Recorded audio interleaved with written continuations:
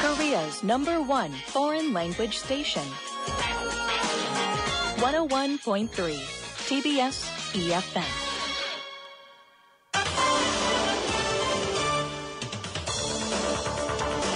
It is 7:30. It's Thursday morning. I'm Alex Jensen. Now, next half hour, we will be looking at K-pop's controversy in Malaysia, where we've seen girls hugging at least one of the boy band members and queuing up to do so at a fans' meeting. But the stir that was then caused was as a result of conservative Muslims in the nation harshly criticizing the girls, even suggesting that they should be brought to justice as a result of this infringement of Sharia law. We'll be hearing from a legal expert in the country next, as well as hearing from a US campaigner who's been defending these girls' actions. I mean, let's face it, K-pop groups stir this kind of very warm response from fans all over the world. Malaysia's no different, except for the legal implications. You can text us #1013 for 51 per message if you want to join our conversation. This half hour is brought to you by Dongguk Pharmaceutical, Sensia, G-Market, Samsung Fire and Marine Insurance, Hyundai Motors Group and Hwan-In Pharmaceutical Company. Well, good morning to you. Now, K-pop is at the centre of controversy in Malaysia after a video of a fan session for a K-pop band in the country was uploaded online. It shows the artists hugging and embracing 3 Malay girls on stage, prompting thousands of angry responses, particularly from Muslim conservatives. The girls have been threatened with arrest from the nation's Federal Territories Islamic Department in charge of maintaining religious moral standards. On the line, we've got Ms. Michelle Yesudas, Legal and Campaign Coordinator at Lawyers for Liberty in Malaysia. Good morning. Thanks for joining us. Hi, morning. Thanks for having me. Can we maybe start with you offering us a better idea of the furore this has caused and an idea of the divided response as well? Okay, perhaps I could give some background. I think what you're seeing, the divide, is a reflection of the different types of dialogues that dominate the Malaysian political sphere.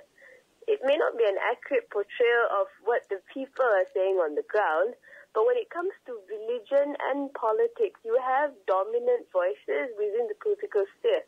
So on one hand, you have voices of reason and moderation, such as very popular names like Dr. Ambiga Srinivasan, a human rights lawyer, who has gone out strong on Twitter saying that this is a very traumatizing thing, where these are very normal girls. It's a very normal event where you have women being embraced by men who, because K-pop's a huge thing, right? Everyone's so happy when somebody from Korea comes and performs for us.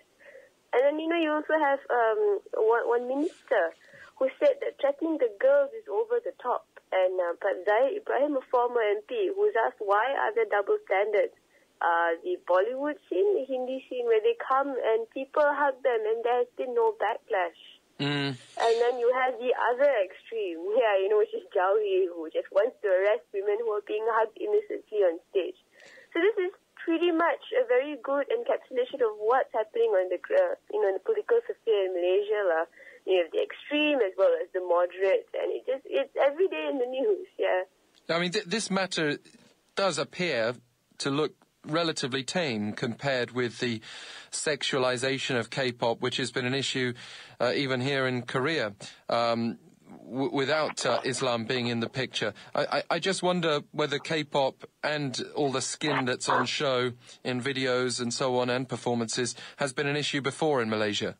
It's not just K-pop, because Malaysia is a melting pot for different sorts of culture, after globalization and stuff. If we go all the way back,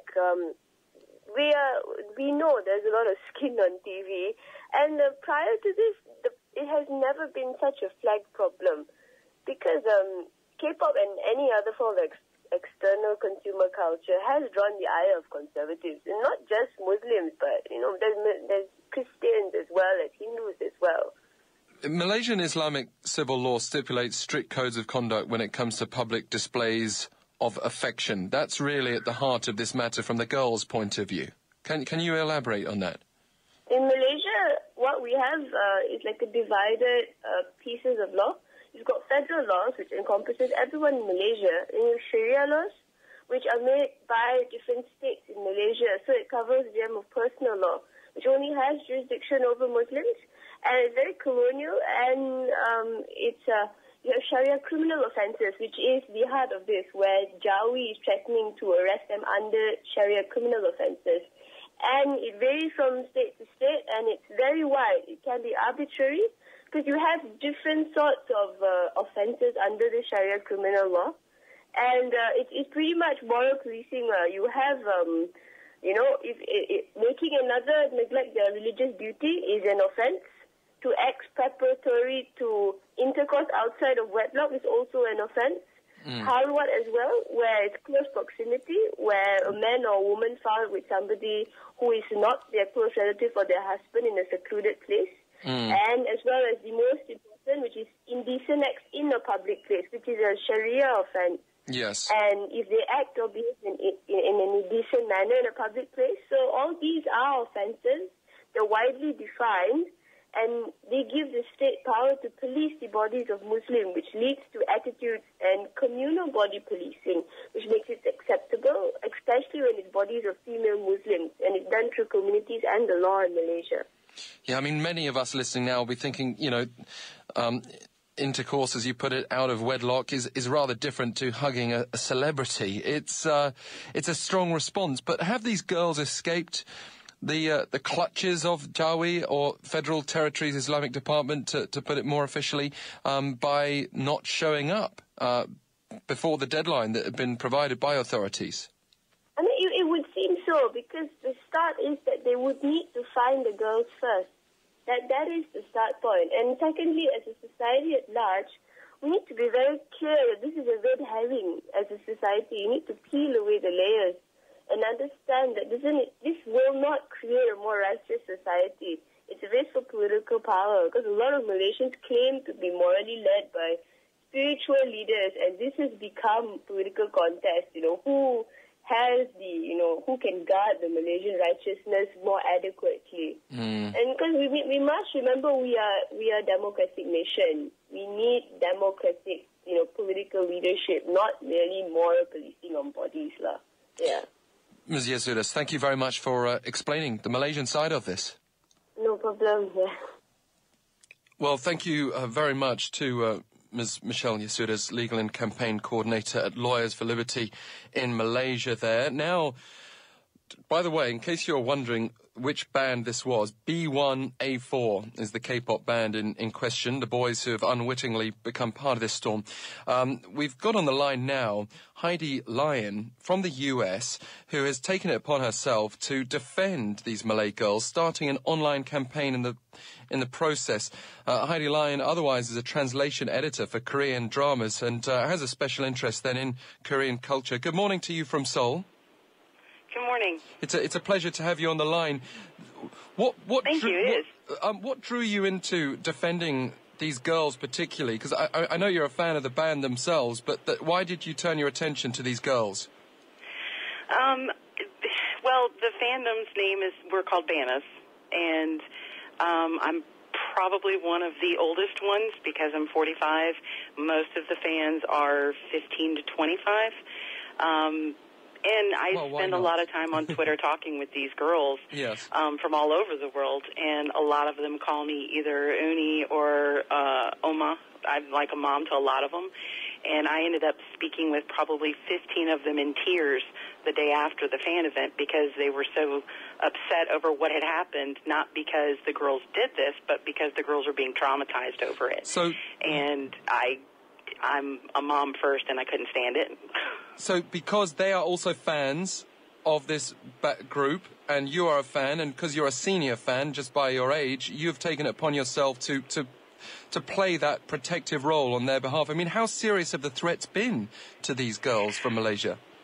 I spoke to a couple of fans that knew one of the girls, and several of them said that they were kind of in hiding, that they weren't, these girls that weren't even involved wouldn't even post pictures that they went to the event because they were so afraid they would be targeted. It was a serious threat to them because they didn't want Jawi to come down on them. I didn't understand the whole significance of it until I talked to them for hours about it. But just even saying that they were there frightened them to the point that they wouldn't post pictures of the event or anything until this whole thing started to calm down. Yeah. Well, I know one of the girls was hospitalized due to stress, and there were online threats on several different articles and videos that the girls should be beaten, stoned. They were called sluts. They were shamed. It was unreal. And just to clarify, all they had done is just hug the members of this group. That was it. It's basically it's essentially very harmless. It's something that's done in most K-pop fan meets, where they bring a few fans on stage, and all of us that are fans think they're the luckiest people in the world because they get to meet their idols and get a hug from them, or a handshake, or a kiss on the forehead, and that's all it is. It's harmless. Yeah. And TGM Events and WM Entertainment have both done this before. It wasn't anything new. So it was kind of shocking that all of this happened. Well, I dread to think what these conservatives in Malaysia would make of the free hugs that get handed around here in the city of Seoul. Anyway, I don't think that would happen much over there. No, I mean, seriously though, on this, we have to respect different belief systems. But for the campaign that you've been leading, what form has that taken? I basically started myself right after talking to the girls, just going and finding the different articles. You're in Korea, so you know how one bad scandal can ruin a career. It's quite different over in the U.S. where scandals are nothing, but over there it's very different. So first and foremost was to get every article I could find with the word molestation off of there. And I was able to get a few of them either edited or removed. Yep. So the word molestation was taken out. I got a couple of videos banned because they were inflammatory, and very defamation of character was a possibility. So I got a lot done on my own, but then they started cropping up everywhere in multiple countries. So that's when I started the blog and hit Twitter and Facebook, and in the last 2 weeks it's been about 17,000 people, I guess.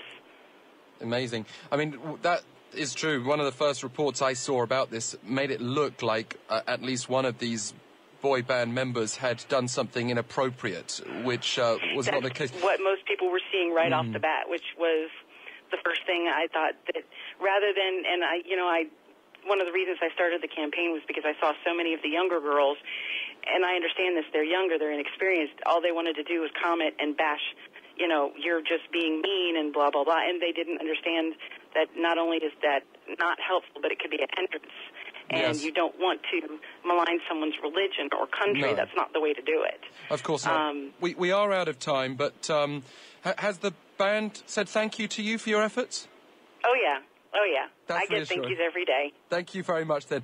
Heidi Lyon, whose Twitter, if you want to help her with this campaign, is at Heidi_Lyon with a Y, Lyon. So at Heidi_Lyon.